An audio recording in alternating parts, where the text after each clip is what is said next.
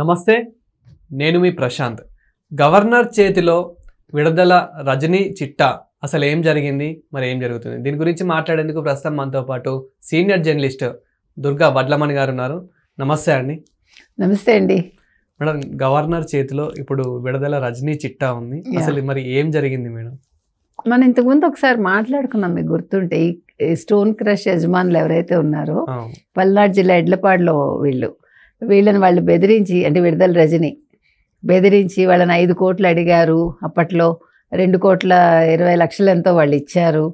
ఇవంతా మనం మాట్లాడుకున్నదే. ఇప్పుడు ఇది అంటే ఈ అంశం మీద చర్యలు తీసుకోవటానికి గవర్నర్ దగ్గరికి వెళ్ళారనమాట వీళ్ళు. అంటే దీని మీద ఫర్దర్గా అసలు ఏం జరిగింది అంటే, ఈవిడ విడుదల రజని చేసిన అక్రమాల్లో ఇదొకటి.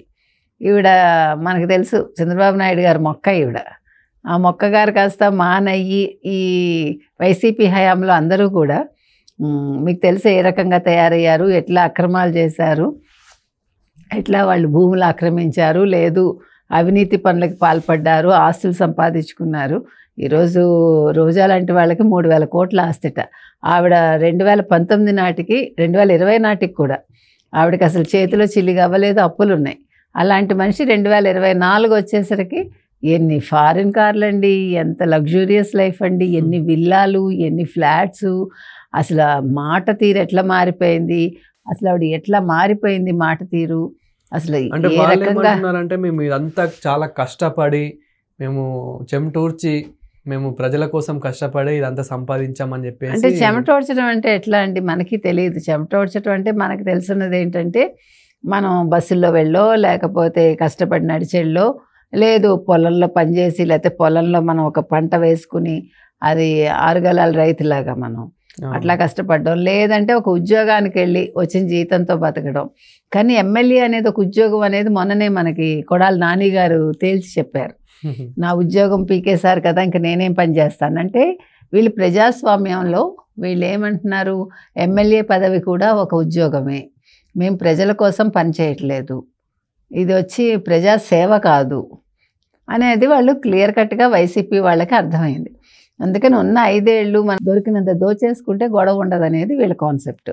అంటే జగన్మోహన్ రెడ్డి అట్లా సెట్ చేశాడు వీళ్ళని. ఆ రకంగా విడుదల రజనీ గారు కూడా తను ఫస్ట్ ఎట్లా ఉండేది, ఆవిడ ఎట్లా మారింది అంటే, తెలుగుదేశం నుంచి వైసీపీలోకి వెళ్ళాక వీళ్ళందరిలోనూ కూడా ఒక మార్పు వచ్చింది. ఏదో తొండముద్ర ఓసర వెళ్ళయిందని మంచిగా ఉన్న వాళ్ళందరూ కూడా ఒక అవినీతి బాట పట్టేశారు. మీరు అట్లా తీసుకుంటే కొడాలి నాని, తర్వాత విడుదల రజని, తర్వాత రోజా, అండ్ దెన్ వల్లభనేని వంశీ, మీరు ఎవరైనా ఈవెన్ పోసాని లాంటి వాళ్ళు. పోసాని తెలుగుదేశంలో ఉన్నాడు, ప్రజారాజ్యంలో పనిచేశాడు ఆయన, అన్నింట్లో ఉండి ఆఖరికి ఏదో ఇంత బతికి ఇంటి వెనకాల చచ్చినట్టు ఆయన. ఎందుకు అవసరమా నీకు? నువ్వు తలెత్తుకోలేని స్టేజ్లో నీ మాటలు నీకే సిగ్గేసాయిగా, నువ్వు నిజం ఒప్పుకున్నావుగా.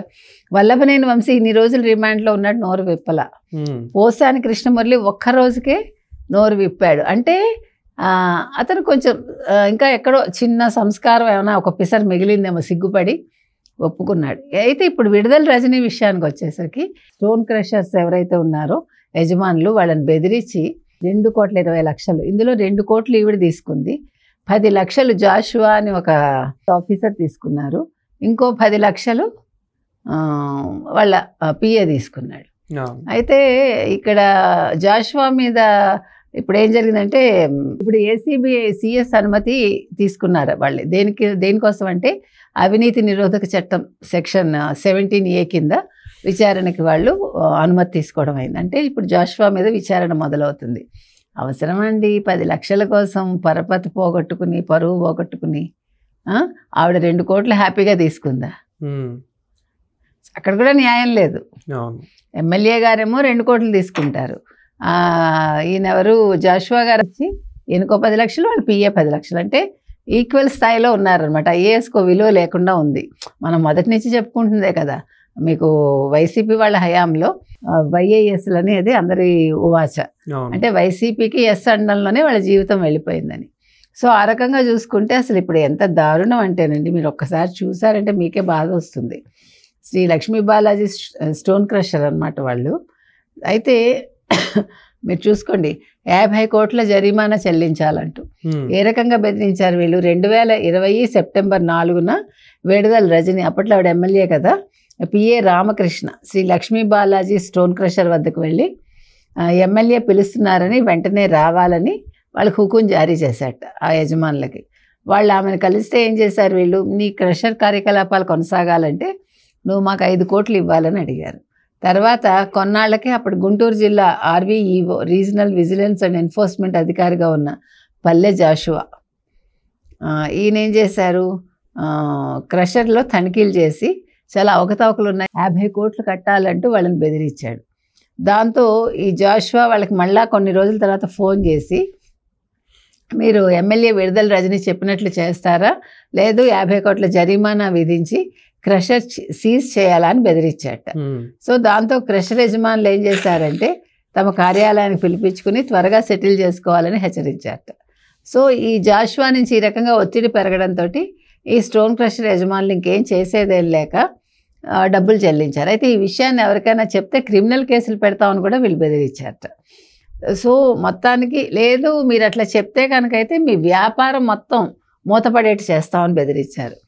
ఇది అధికార దుర్వినియోగమే కదా. బాధ్యులపై ఇప్పుడేమో చట్టపరంగా చర్యలు తీసుకోవాలని కోరుతున్నారనమాట.